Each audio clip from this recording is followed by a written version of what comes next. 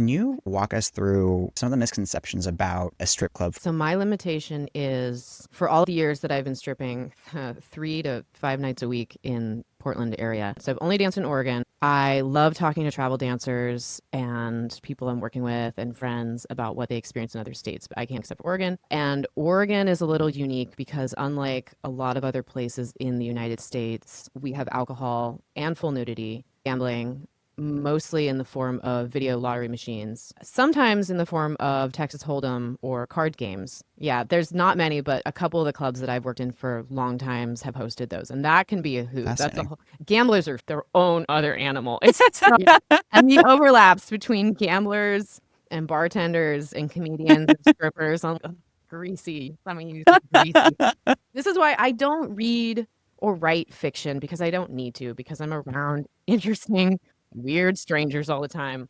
So anyway, it has all these things which can contribute to really specifically diverse environments. And when I say that, I mean that they are lacking in diversity in other ways. Oregon's a very white state. There's a history of why. So Black dancers and dancers of color will tell you what they deal with when they work here in racism.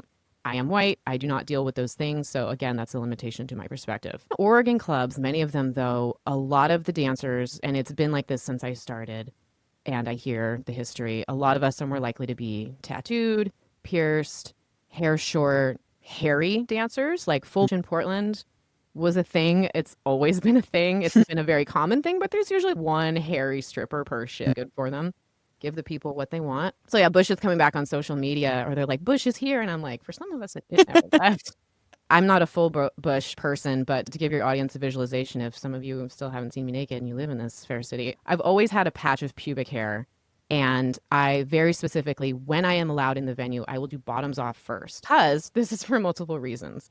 You're about to learn a lot. A lot of dancers, even with still like some hairy dancers existing, a lot of them would shave mostly bare or a lot of it, because that's been the fashion since the 2000s for Yeah. a lot of conventional pornographic media culture. I immediately want the whole room to know I have pubic hair, because you don't want to fix, you can feature. And someone all the way in the room, even if your vision is bad, you can't see the definition of my genitals, but you can see the dark patch and it will call to you. It's my siren song. Mm-hmm. So I do, that's like on purpose. That's how I like my body. And that's a thing that I don't have to change. If I worked in a club where they said you have to shave everything off, I don't work in any clubs like that, and I don't know if that's a thing still, and I would love to hear from dancers, but there are some environments, some venues where the owner is literally, show me your manicure, you're not tan enough, shave your pussy. Don't hear about it too much, but yeah, so Portland, we're more likely to be a little more body diverse.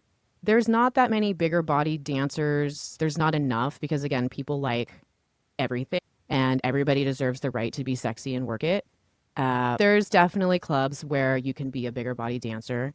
We're allowed to wear sneakers. A lot of places you wear flats at all.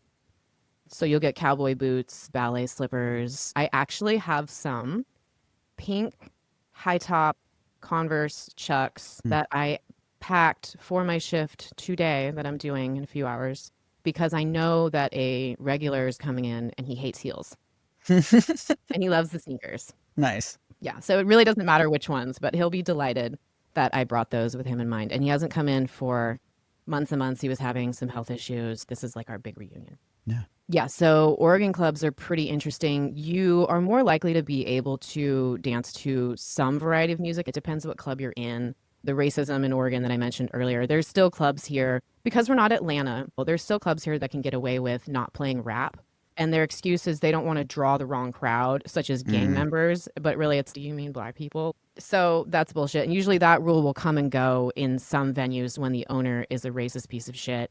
But the audience hates that rule because rap music and hip hop and R&B is good and fun and rich and a part of our culture. So it ends up getting played again, and then the owner will come in and be like, change it. None of the places where I work, but I've worked at this point, I want to say 12 or 13 clubs, and where those don't exist anymore. So I can talk crap on them.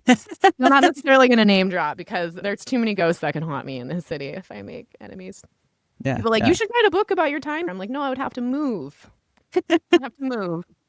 Because also, when you work in hospitality and entertainment, the audiences that you will have come see you is the everyday people who don't work in entertainment themselves, and athletes, celebrities, musicians, restaurant owners, business owners.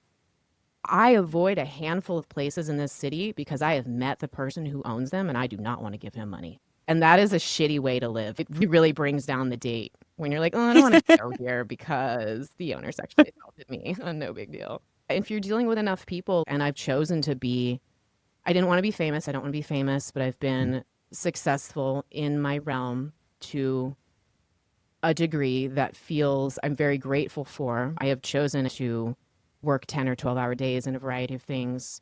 And I'm a privileged person who is resourced. I have a car, have a couple family members that could help me out when I needed. I have a home. It's bad out there right now. The economy, I am so grateful despite some of the really intense, horrific struggles I wouldn't wish on anybody. I have thrived in this industry, chosen to participate in adult entertainment and sexuality in a way that a lot of people aren't interested and don't want to commit to, and I understand that as well.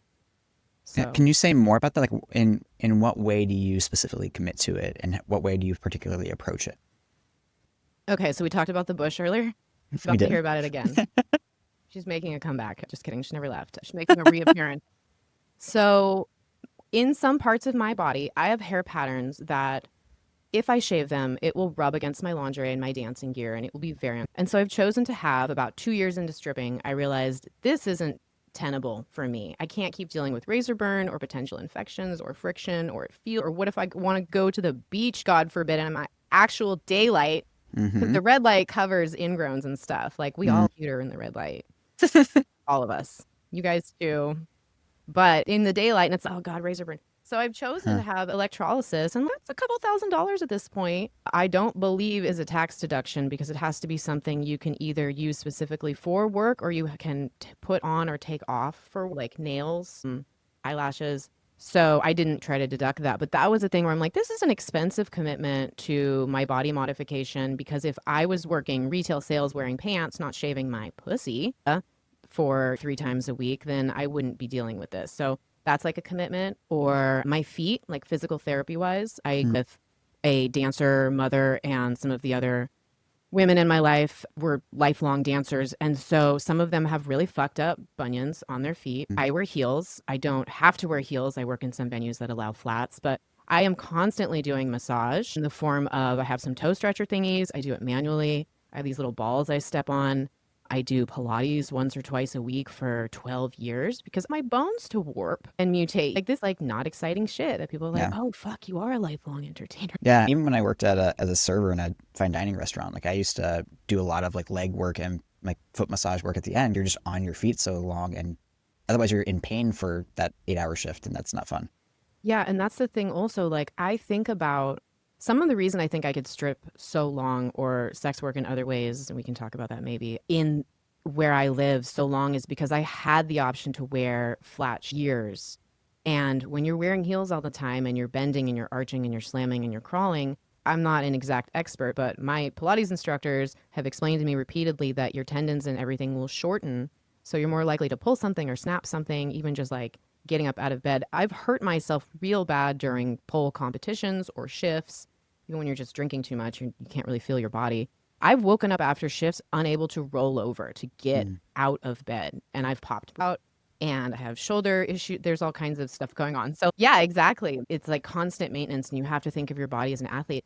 And Yeah. so I don't think I'd be able to maybe be a stripper if I was working in a harsher environment, which some girls are. So the longevity Yeah. that I've had is I'm really grateful for that.